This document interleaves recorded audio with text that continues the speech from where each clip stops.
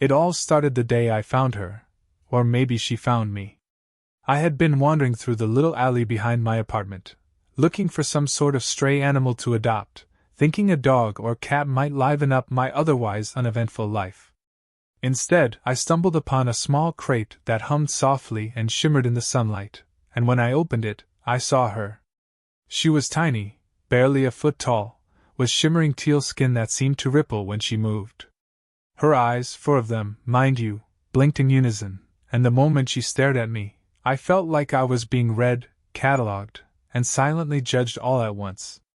I froze. She tilted her head, one eye focusing on me like a laser pointer, and let out a sound that I can only describe as a cross between a chirp, a hum, and what I imagined an electric toothbrush would sound like if it could express disdain. Then she extended one of her 3-fingered hands and waved. Somehow, I knew this was her way of saying hello, or maybe that she wanted me to serve her. Honestly, I wasn't sure yet. Somehow, I convinced myself that she was adorable, and that taking her home was the responsible thing to do. I mean, look at her! How could I leave a shimmering, telekinetic alien in a crate in a dark alley? That would be cruel. Also, I had no idea what kind of paperwork this required, and there was nobody around to ask, so I just carried her home. On the way, she clung to my shoulder like she owned me already, occasionally letting out chirps that sounded suspiciously like laughter or criticism. As soon as we got inside, she began exploring with the kind of confidence normally reserved for homeowners. She floated briefly over the couch, touched the ceiling, and then landed delicately on the kitchen counter, examining the fruit bowl. I tried to guide her back to a small blanket I'd hastily put together for her, but she ignored it, apparently deciding that it would be more fun to live among human furniture. She had the kind of aura that suggested she could either be your best friend or your overlord, depending on how entertaining you were. Her first request, or command really, was immediate. "Feed me," she said. Not with words, of course, but through a series of gestures, mental nudges, and a kind of telepathic insistence that made me dig through my fridge like a servant. She seemed particularly interested in a jar of pickles. I handed it to her, and she sniffed it, rolled her eyes, and then used a small energy pulse to open it herself. The jar vibrated in midair as she sampled a piece, and I realized quickly that this was not a normal pet. This was something else entirely. Over the next few hours, I discovered her quirks. She rearranged the furniture slightly when I wasn't looking, made subtle comments on my fashion choices, telepathically, of course, which was unsettling, and occasionally levitated small objects to see my reaction. It was like living with a tiny, sarcastic overlord who also happened to be insanely adorable. And she wasn't shy about establishing dominance. The first time I tried to sit in my favorite armchair, she materialized in it first, smirked, or whatever her equivalent of a smirk was, and glared at me with all 4 eyes. I think she considered it hers. Then came the first hints that she was interested in my love life. I was sitting on the couch scrolling through a dating app when she floated over and pressed a hand, or claw maybe, on my phone. Suddenly, all the profiles blurred into abstract colors in her vision, and I could swear she made a sound that was a mixture of disbelief and judgment. She gave me a look, one of those looks that makes you feel simultaneously exposed and ridiculous, and then pointed at the screen, clearly communicating that my current approach was unacceptable. My first thought was, "Great, even my pet alien is critiquing my dating life." I tried to reason with her. "She's just a pet," I told myself. "She's harmless. She probably doesn't even understand human romance." That was when she levitated a pillow, tapped me lightly on the chest with it, and then hummed in a way that suggested she knew exactly what human romance entailed. My phone buzzed with a new match notification, and she tilted her head in a way that said, very clearly, "We're going to fix this." By the end of the first day, it was obvious that she wasn't just a pet. She had ambitions, ideas, and a knack for subtle psychological manipulation that made me feel like I was both her caretaker and her property. She claimed my favorite chair, my side of the bed, and even my corner of the kitchen counter. And while I found all of this overwhelming, There was something undeniably charming about her. Her small, mischievous smile as she hovered in midair made me laugh despite myself. It was the kind of laugh that humans only give when they realize they're completely at the mercy of something utterly enchanting and slightly terrifying. By nightfall, I realized that my quiet little life had been permanently altered. My new alien companion wasn't going to be quiet, she wasn't going to be obedient, and she definitely wasn't going to be small in influence. She curled up on the sofa next to me, purring, or whatever alien purring sounded like, and gave me a look that suggested she had already made plans for my entire week. Somehow, in a single day, she had gone from being a crate in an alley to the ruler of my apartment. And then, as I was trying to relax, she whispered, or maybe telepathically projected, into my mind, "Tomorrow, we start with your love life." That was when I realized I had not taken an alien for a pet. I had taken an alien for a master. The very next morning, I woke to find her perched on the kitchen counter, eyes gleaming like she just hatched a master plan. She had taken my toothbrush, analyzed it with one of her extra eyes, and then floated over to me with that insufferable smirk that made me feel simultaneously alarmed and oddly flustered. Before I could even say, "Good morning," she tapped my forehead lightly with one claw and sent a telepathic message straight into my brain. "Your love life is a disaster. We're fixing it." I blinked. It's fine," I mumbled, but she tilted her head, her four eyes narrowing in perfect unison. There was no debating her. She floated down, landed elegantly on the table, and began pointing at my dating app like a drill sergeant. Profiles blurred and shifted under her gaze, as though she were running some cosmic algorithm that somehow knew which humans were compatible with me. She hummed softly and then, in what I could only interpret as approval, tapped one profile. I knew immediately, this was going to be my first alien arranged date. I wasn't prepared for what came next. She levitated my clothes from the closet and tossed them onto the bed with eerie precision, separating what she apparently considered date appropriate from utterly unacceptable. My hoodie got thrown to the floor, a vaguely stained shirt was folded neatly. She even tugged gently at my hair, adjusting it in a way that made me feel ridiculous and slightly attractive at the same time. I realized, horrifyingly, that she wasn't just giving advice, she was orchestrating my entire appearance. The date itself was a comedy of errors. She insisted on coming along, but only invisibly, hovering near me with a telekinetic nudge every time I fumbled a word or tried to reach for a drink. Every time my date said something, she telepathically amplified or warped it just enough to make it absurd. When I nervously laughed, she added a tiny vibration to the table, making my glass wobble precariously, earning a startled yelp from me and a disapproving look from my date.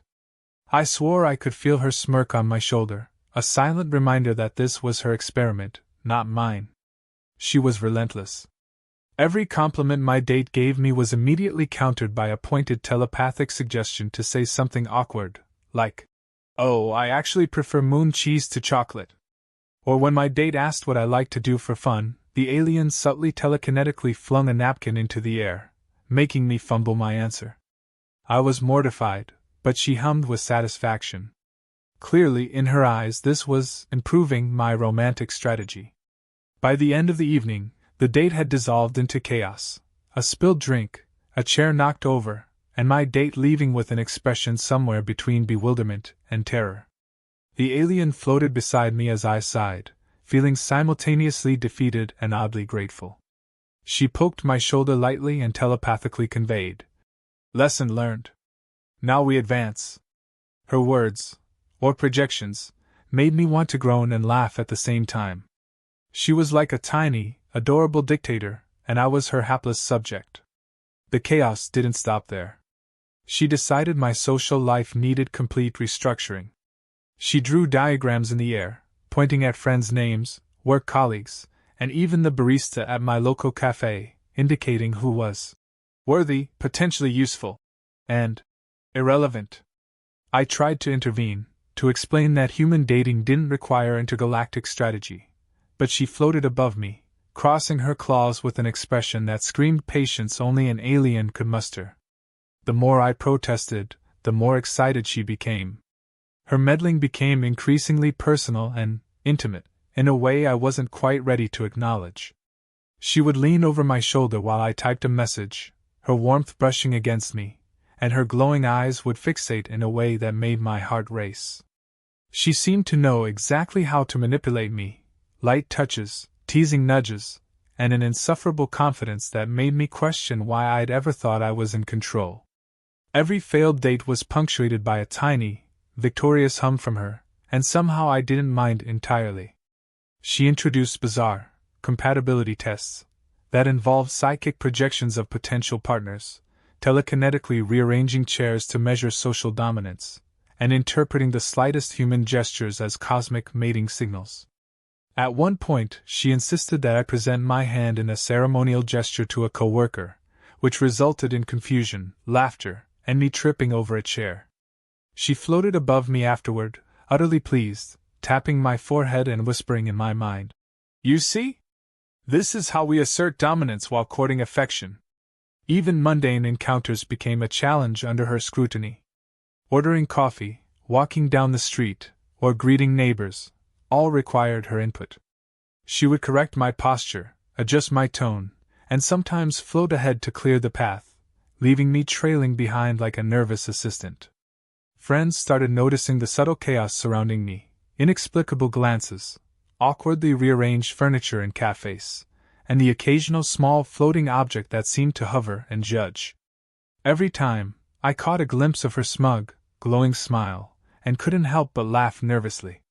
By the time evening rolled around, I realized my life had completely shifted. I wasn't just a human trying to date. I was a human under the strict, whimsical guidance of a tiny alien overlord. She had claimed ownership, yes, but in a way that was undeniably charming and frustrating.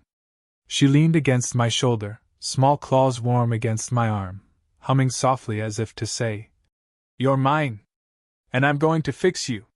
Somewhere deep inside, I realized that I didn't entirely mind. There was a strange thrill in her dominance, a bizarre chemistry that made the chaos bearable, even exciting. She wasn't just meddling for amusement, she was shaping me, pushing me into absurd situations, and somehow, against all odds, making my heart race with anticipation. And that was terrifying, exhilarating, and slightly humiliating all at once.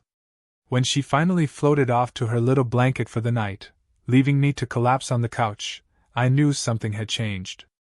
My dating life, my routine, my very existence, everything was now at the mercy of her whims. And as much as I wanted to protest, I had to admit one thing: I was completely, utterly hooked. By the time the third day rolled around, it was painfully clear that my life no longer belonged solely to me. The alien, my so-called pet, had taken full command of every detail, from what I ate to how I sat, even down to which way my shoes faced when I entered the apartment. She floated around like an iridescent storm of judgment, correcting my posture, rearranging objects I hadn't even realized were misplaced, and issuing silent glares that made me want to obey her every whim. And in the most infuriatingly charming way, I did. Breakfast was its own ordeal. She insisted that my coffee be poured exactly at a 45-degree angle for optimal caffeine absorption, and that my toast be aligned precisely with the edge of the plate. I tried to argue that humans weren't rigid like that, but she levitated my mug, tilted it just so, and hummed in that smug, victorious way of hers. I sighed, realizing that rebellion was futile. By now, she had successfully transformed the simple act of eating into a miniature intergalactic military operation, with me as the low-ranking soldier who had no choice but to follow orders. Then came the next phase, social domination. She decided it was insufficient to merely meddle in my dating life. She would now oversee every social interaction I had. She levitated beside me during casual video calls, adjusting my tone, facial expressions, and occasionally sending invisible nudges to my hands to stop me from saying something awkward. I tried to concentrate, but her glowing eyes and faintly vibrating aura made it impossible not to stumble over words. Friends commented on how different I seemed, and I suspected she was secretly enjoying every micro moment of human confusion she caused. The alien also had a flair for absurd public interventions. At the local cafe, she hovered invisibly beside me and subtly rearranged chairs to maximize my appeal, while simultaneously forcing me into bizarre gestures that she insisted were signs of confidence. When I waved at a barista, she amplified the motion so my hand smacked the counter instead, sending a cup of half-prepared coffee skidding across the floor. She floated above me, humming approvingly as I muttered apologies and bent down to clean up the mess. Somehow, in her eyes, this was progress. Her daily schedule for me had become elaborate and impossible to ignore. She had divided my day into precise segments: grooming, cooking, social interaction, and intergalactic compatibility exercises. I was instructed to perform stretches that seemed physically impossible, practice small talk in alien-approved tones, and even engage in what she called strategic flattery with coworkers. Every misstep was met with a subtle, mischievous nudge or a flick of telekinetic energy, reinforcing her dominance and ensuring I followed her plan to the letter. Dating escalated into full-blown intergalactic absurdity. She would drag me to parks, bars, and coffee shops for what she called compatibility simulations, where she levitated potential partners in front of me and projected their personalities like holograms. I had to interact with them in ways she dictated, which often involved strange gestures, odd compliments, or alien-approved humor that no human could understand. At one point, she instructed me to recite a poem about starlight while balancing on one foot, an exercise that ended with me toppling over and narrowly avoiding knocking down a street performer's entire setup. She floated beside me, clapping telekinetically, delighted at my suffering. Romantic tension had become unavoidable. In her moments of guidance, she would hover close, her warmth brushing against my arm or shoulder. I could feel her subtle pulses of energy, tiny vibrations that made my heart race. There was something undeniably seductive about the way she claimed ownership, not with brute force, but with teasing dominance, playful nudges, and clever manipulation of my emotions. Even when she sabotaged my interactions with others, I found myself secretly craving her approval, her smirk, the way her four glowing eyes seemed to bore into my very thoughts. One afternoon, she decided my training required a grand spectacle. She orchestrated an elaborate scenario in the apartment. Lights dimmed, objects levitated in precise formations, and an ambient hum filled the room. I was supposed to declare my loyalty and complete obedience as a ritual of bonding, which involved kneeling, presenting my hands, and reciting a series of awkward but ceremonious phrases she dictated. I stumbled through the performance, tripping over a floating cushion, knocking over a lamp, and nearly hitting my head on the ceiling. She hovered above, utterly delighted, correcting my gestures with small taps of energy, and congratulating me on my progress. Despite the chaos, I could not deny the thrill of it all. There was something intoxicating about being completely under her control, about the way she pushed me to ridiculous extremes and then rewarded me with her teasing, luminous smile. I realized, embarrassingly, that I was learning to crave her meddling, her guidance, and even the subtle flirtations hidden within her commanding demeanor. Every failed interaction, every ridiculous exercise, every minor humiliation was softened by her charm, leaving me simultaneously frustrated and captivated. By nightfall, after a day of psychic training, public interactions, and intergalactic dating exercises, I collapsed on the couch, exhausted but exhilarated. She curled up beside me, small claws gently pressing against my arm, her skin glowing softly in the dim light. I realized I was no longer resisting her influence. I was embracing it, savoring the absurdity, and secretly longing for more. She looked at me with her four eyes, a tiny hum of satisfaction vibrating in the air, and I knew without a doubt that she had won. And yet, beneath the chaos and dominance, there was an undeniable connection forming, a strange, electrifying, impossible bond between human and alien. She wasn't just my pet, my tormentor, or my life coach. She was becoming something more, something dangerously enchanting, and I was powerless to resist. By the fourth day, it had become painfully obvious that my life was no longer my own. She had claimed it entirely, from the moment I woke to the moment I finally collapsed at night. And yet, There was a strange comfort in the chaos, a twisted joy in the way she orchestrated every little detail with precision, humor, and that infuriating charm that made my heart race. Somehow, amidst all the telekinetic nudges, levitated furniture, and absurd dating interventions, a bond had formed between us, a bond one couldn't, and didn't want to, resist. She had begun implementing what she referred to as the ultimate daily routine, which included grooming, intergalactic fitness exercises, telepathic meditation, and even what she called strategic human socialization. I had long since given up any resistance. She hovered beside me during breakfast, adjusting my posture as I sipped my coffee, floating a spoonful of scrambled eggs up to my mouth when I fumbled. It was humbling, yes, but oddly thrilling. Her soft, glowing hum seemed to reverberate through the apartment, a reminder that she was in charge, and I secretly loved every second of it. When she finally decided it was time for another dating experiment, I was both terrified and excited. She had prepared a grand setup, floating lights into perfect positions, arranging furniture like a stage, and projecting holographic figures that represented potential matches.